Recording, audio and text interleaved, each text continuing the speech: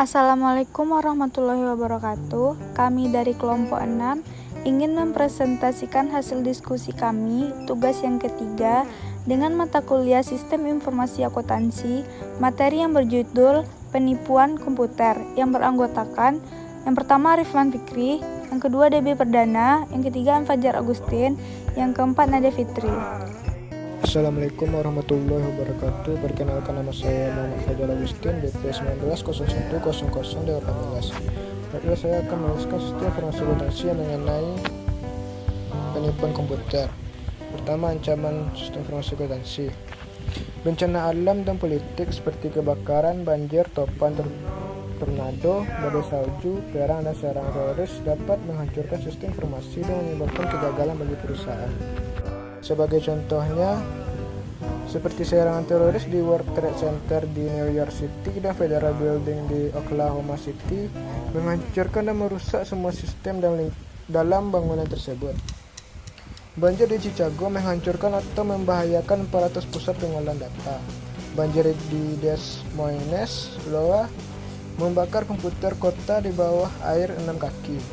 Topan dan gempa bumi telah menghancurkan beberapa sistem komputer dan memotong jalur komunikasi. Sistem lain juga dihancurkan oleh reruntuhan air dari sistem pemancar air dan debu. Kekhawatiran semestinya yang terjadi pada setiap orang ketika serangan cyber dimilitarisasi, yaitu dari serangan disruptif dan serangan destruktif. Selanjutnya, ancaman ketiga adalah tindakan yang tidak disengaja, yaitu tindakan karena kecerobohan manusia, kegagalan untuk mengikuti prosedur yang telah ditetapkan, dan personel yang kurang dilatih dan diawasi dengan baik.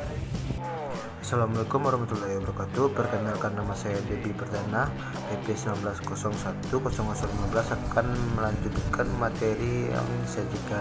Ancaman keempat adalah tindakan yang disengaja seperti kejahatan komputer, penipuan atau sabotase, atau tindakan yang disengaja di mana tujuannya adalah untuk menghancurkan sistem atau beberapa komponennya. Penyalahgunaan aset atau misappropriation of asset, pencurian aset perusahaan oleh karyawan. Contohnya mencakup sebagai berikut: Albert Milano, manajer Raiders Digest, yang bertanggung jawab untuk memproses tagihan, menggelapkan $1 juta selama periode 5 tahun. Penipuan komputer atau computer fraud. Setiap penipuan yang mensyaratkan teknologi komputer untuk melakukan penipuan. Contohnya pencurian, penggunaan akses, modifikasi, penyalinan atau penghancuran yang tidak sah pada perangkat lunak, perangkat keras atau data. Pencurian aset yang ditutupi dengan mengganti catatan komputer, memperoleh informasi atau properti tak berwujud secara ilegal dengan menggunakan komputer. Baiklah, saya akan melanjutkan materinya. Meningkatnya penipuan komputer. Sistem komputer secara khusus rentan terhadap alasan berikut ini. Yang pertama itu orang yang masuk dalam database perusahaan dapat mencuri, menghancurkan, atau mengganti sejumlah besar data dalam waktu yang sangat singkat dan meninggalkan sedikit bukti. Yang kedua itu menipu komputer dapat lebih sulit dideteksi dibandingkan jenis penipuan lain. Yang ketiga yaitu beberapa organisasi memberikan akses kepada karyawan, pelanggan, dan termasuk ke sistem mereka. Yang keempat, program komputer perlu dimodifikasi secara ilegal hanya sekali untuk mengoperasikan program yang tidak sesuai selama program tersebut dapat digunakan. Selanjutnya, sejumlah insiden nilai dolar mengalami penurunan serta kecanggihan pelaku dan skema yang digunakan untuk melakukan penipuan komputer meningkat dengan cepat karena beberapa alasan berikut. Yang pertama yaitu tidak semua orang sependapat dengan apa yang termasuk penipuan komputer. Yang kedua yaitu banyak contoh penipuan komputer tidak terdeteksi. Yang ketiga, presentasi penipuan yang tinggi tidak dilaporkan. Yang keempat, banyak jaringan yang tidak aman. Yang kelima, sistem internet menawarkan instruksi langkah demi langkah pada bagaimana melakukan penipuan komputer dan penyalahgunaan. Yang keenam, penegak hukum tidak dapat menjaga pertumbuhan penipuan komputer. Yang ketujuh yaitu menghitung kerugian sangat sulit. Penipuan prosesor.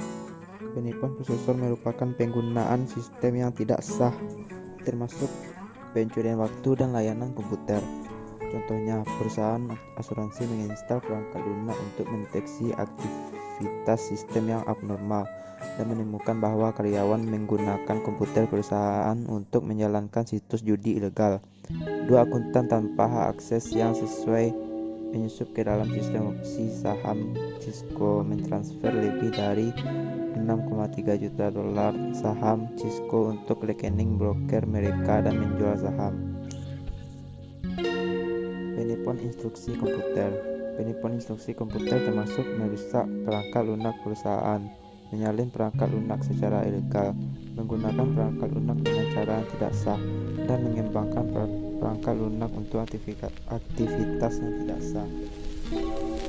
Yang terakhir, penipuan data secara ilegal dengan menggunakan, menyalin, mencari, atau membahayakan data perusahaan merupakan penipu data.